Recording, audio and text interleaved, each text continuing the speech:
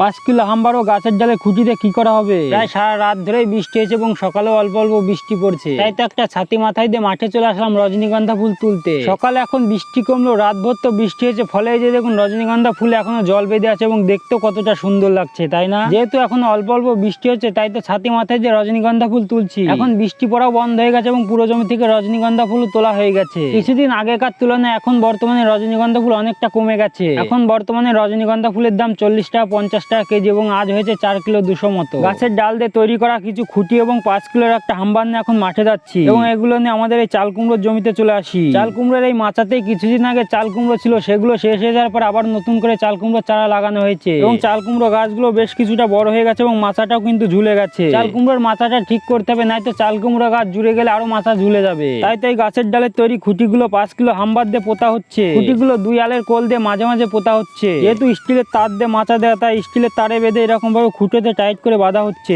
2 আলের দিক থেকে এরকম ভাবে টাইট করে খুঁটোতে বাঁধা হবে যাতে মাচাটা টাইট থাকে। এখন এই খুঁটিগুলো পুঁতে দেওয়া হলো, পরে এসে টাইট করে বাঁধা হবে। এরপরে বিকালের দিকে গাঁদা ফুল তুলতে আসা হয়েছে, কারণ আকাশটা প্রচন্ড মেঘলা হয়েছে, ফলে বৃষ্টি হলে গাঁদা ফুল ভিজে যাবে। গাঁদা ফুল গাছগুলো খুবই ছোট, বৃষ্টি হলে গাঁদা ফুলের গায়ে মাটি লেগে যাবে। তাই তো এখন লাল হলুদ সমস্ত গাঁদা ফুলই তুলে রাখা হচ্ছে যাতে শুকনো থাকে। এখন গাঁদা ফুল খুব একটা ভালো হচ্ছে না, তাই যে দেখুন 10 কাঠা জমি থেকে 2 কুড়ি মতন ফুল হলো। এই কারণে বর্তমানে গাঁদা ফুলের দাম 400 টাকা 500 টাকা কুড়ি।